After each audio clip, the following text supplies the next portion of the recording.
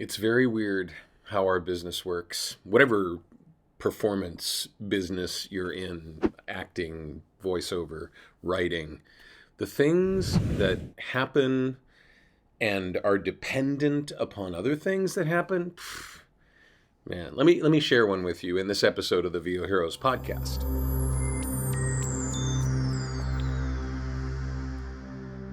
So I'm just going to try and summarize this really quickly. When I first got to Los Angeles in 2003, uh, as I've said in other episodes, I took the Abraham Lincoln approach. I wanted to learn everything I possibly could about the business before I started going out for auditions. I was taking classes, I was doing workshops, uh, meeting with casting directors, way before I thought I was ready. Still taking acting classes at Howard Fine. Uh, Somebody recommended me, and I got called in for a show on Showtime called Sleeper Cell. And by the way, bear with me and see if you can follow this. This is kind of weird. So I go in for Sleeper Cell. It was like on a Thursday. And I absolutely did not think anything about it. I thought, oh, well, this will be an interesting experience. I've never actually been in a big time casting director's office. And I went in and she was really nice and said, great, I appreciate you coming in. And that was it. And I left. Later that afternoon, I got a call from her. She said, I don't see any, information for you. I don't know what your availability is. And I want to book you on this. You need to be on set tomorrow morning at 7:30. And there were like so many things in that. And I'm like, wait, what? But I can't. She said, why? Well, I'm already booked on a student film tomorrow morning at 7:30 on a Friday morning. And she said, well, you'll cancel the student film and you'll go work on set for this huge show for Showtime. And I'm like, but I've already committed. And she said, if you don't take this, I don't understand you. I'm going to be very likely not to call you in. This is like, okay, all right. So I said, let me call the student director that I had for this and see if he can reschedule. Here's the thing. This student film, I was playing a ringmaster of a traveling carnival. And, the whole Jim Broadbent, Moulin Rouge thing with, mascara and guy liner and lipstick and all that stuff.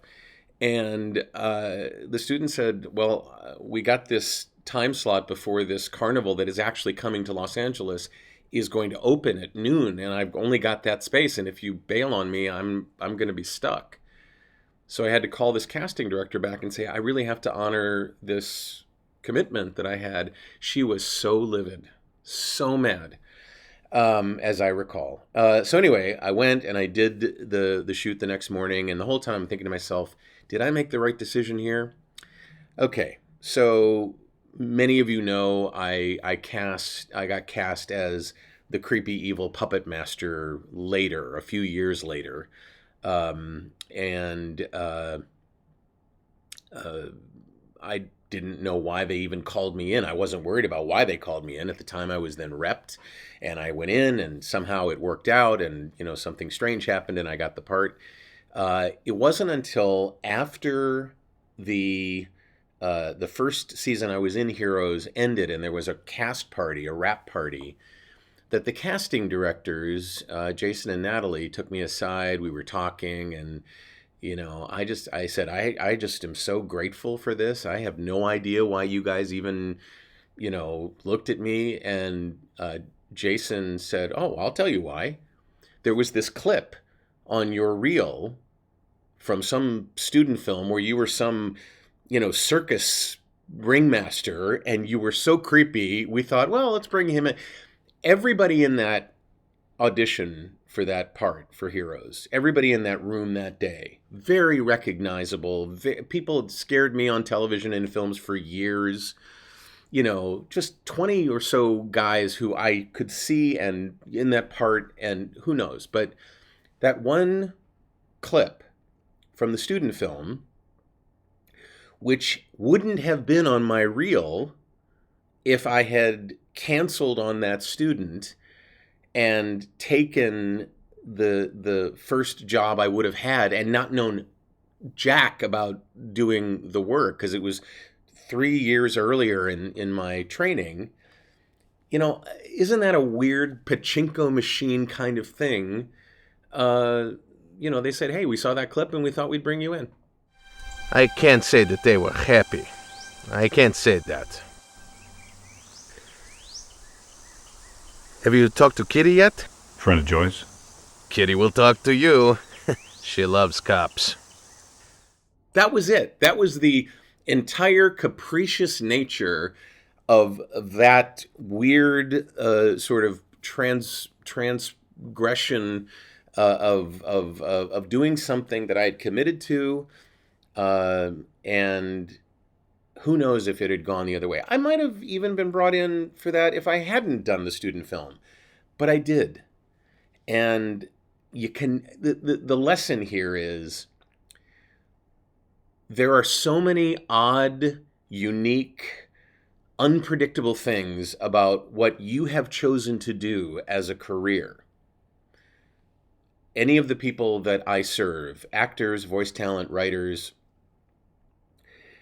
you can never predict how things are going to turn out. You can never predict the dependencies of one event over another in your career. And this is one of those messages of please be at peace with that. Because yes, it could be very disappointing that you didn't get a part or you didn't get brought in for something, but it can also be extraordinarily awesome when things just kind of fall into place. And I'm wondering if you've experienced something like this, where something that you didn't think was going to happen happened, or you thought was going to happen didn't happen, or you chose to do one thing over another. If anything like this is resonating with you, let me know in the comments below, because I'd love to hear these stories, these war stories of things. Well, I didn't know that was going to happen. I didn't have that on my bingo card, Let me know in the comments below, and do so on voheroes.com. That's where this lives, and that's where all the conversation is polite, and we respect each other there. Hit the like button if you like what you're hearing. Subscribe to the channel. Hit the notification bell if you want to be notified when the next episode comes out. You can also forward this to another actor or voice talent who might be a little, frustrated with how unpredictable our business is and how this might be an upside to that. I don't know. I'd love if you'd do that. I'm David H. Lawrence the 17th. I thank you so much for watching and for listening. And I will see you in the next episode of the VO Heroes podcast.